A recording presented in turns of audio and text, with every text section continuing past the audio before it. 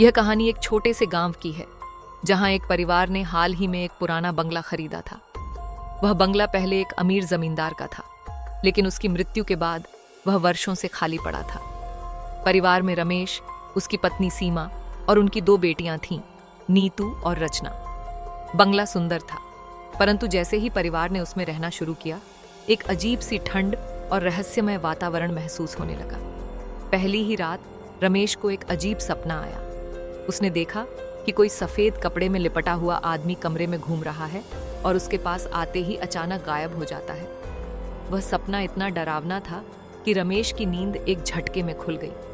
उसने सोचा कि शायद यह सिर्फ उसका वहम था। अगले दिन उसने किसी को यह सपना नहीं बताया, परंतु उसके मन में कुछ आशंका जरूर थी। सीमा और बेटियों ने भी घर में कुछ अजीब गतिविधियां महसूस की। रात को उन्हें ऐसा लगता जैसे किसी के चलने की आवाज आ रही हो। कभी कभी अचानक खिड़कियां अपने आप खुल जाती, तो कभी दरवाजे बिना किसी कारण के बंद हो जाते। लेकिन उन्होंने सोचा कि शायद पुराना घर है, इसीलिए यह सब हो रहा होगा। अगले कुछ दिनों में स्थितियां और भी अजीब हो गईं। एक रात जब परिवार के सभी सदस्य सो रहे थे, नीतू अचानक जाग गई। उसे लगा कि कमरे में कोई खड़ा है। जब उसने ध्यान से देखा तो पाया कि उसके बिस्तर के पास एक सफेद कपड़ों में लिपटी औरत खड़ी थी, जिसका चेहरा धुंधला था। नीतू डर से कांप उठी और चिल्लाई। उसकी आवाज सुनकर सभी जाग गए।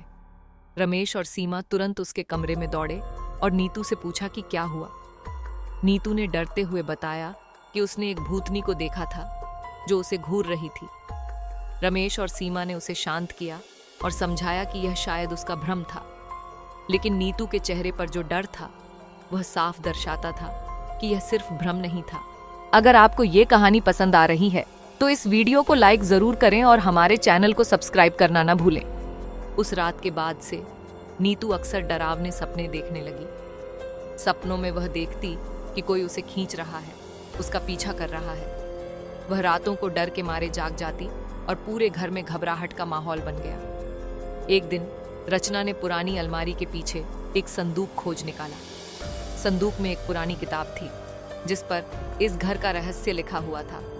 उसने तुरंत अपने माता पिता को यह किताब दिखाई। जब रमेश ने किताब को खोला तो पाया कि उसमें इस घर की भूतिया कहानियां और कई रहस्यमयी बातें लिखी थीं। किताब के अनुसार यह घर उस औरत का था जिसने अपनी बेटी की मौत के बाद यहां आत्महत्या कर ली थी।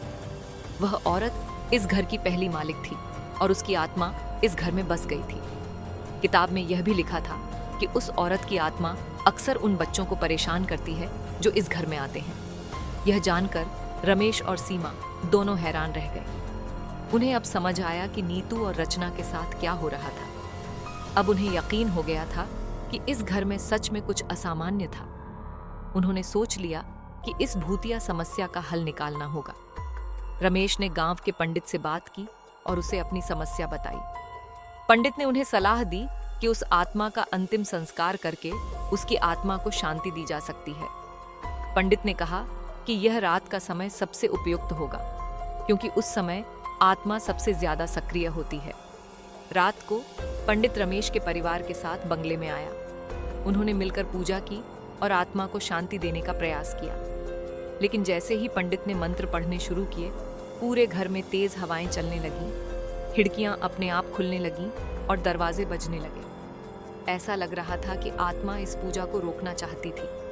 अचानक सफेद कपड़ों में वही औरत प्रकट हुई और उसने एक भयानक चीख मारी। पूरे परिवार के रोंगटे खड़े हो गए। पंडित ने पूरी शक्ति से मंत्र पढ़े और आखिरकार उस आत्मा ने हार मान ली। धीरे धीरे वह औरत गायब हो गई और हवाएं शांत हो गईं। उस रात के बाद उस घर में कोई भी रहस्यमयी गतिविधि नहीं हुई। रमेश और उसका परिवार उस भयानक रात को कभी नहीं भूल सका। उस भयानक रात के बाद रमेश और उसका परिवार राहत की सांस ले पाया। घर का माहौल अब पूरी तरह से बदल चुका था और कहीं भी डर या भय का कोई निशान नहीं था। उन्होंने महसूस किया कि जैसे घर से एक भारी बोझ हट गया हो। परिवार ने एक नई शुरुआत की और उस घर में खुशी से रहने लगा। समय के साथ नीतू और रचना भी अपनी पुरानी डरावनी यादों को भूल गईं। अब वे उसी घर में हंसते खेलते अपने जीवन का आनंद लेने लगीं। गांव वालों को भी उस घटना के बारे में पता चला और सबने राहत की सांस ली कि बंगले का रहस्य अब हमेशा के लिए खत्म हो गया है। इस घटना के बाद गांव के लोग रमेश के परिवार को एक नई नजर से देखने लगे। उनके साहस की कहानियां पूरे गांव में फैल गई। कई लोग जो उस बंगले के पास से भी गुजरने से डरते थे, अब बिना किसी भय के वहां आने जाने लगे। गांव वालों ने माना कि रमेश के परिवार ने आत्मा को शांति देकर एक बड़ा काम किया है और अब वह जगह सुरक्षित हो गई है। गांव में यह विश्वास भी पैदा हो गया कि यदि दिल में सच्चाई और हिम्मत हो तो किसी भी तरह की बुरी ताकत का सामना किया जा सकता है। पंडित जी ने भी इस घटना को एक उदाहरण के रूप में देखा और कहा कि बुरी आत्माओं को शांति देने का एकमात्र तरीका उन्हें मुक्ति दिलाना है। इस बात से गांव में एक नया विश्वास जागा कि हर डर को दूर किया जा सकता है, बस हिम्मत से उसका सामना करना होता है। हालांकि रमेश का परिवार अब शांतिपूर्वक उस बंगले में रह रहा था, लेकिन एक रहस्य अभी भी अनकहा रह गया था।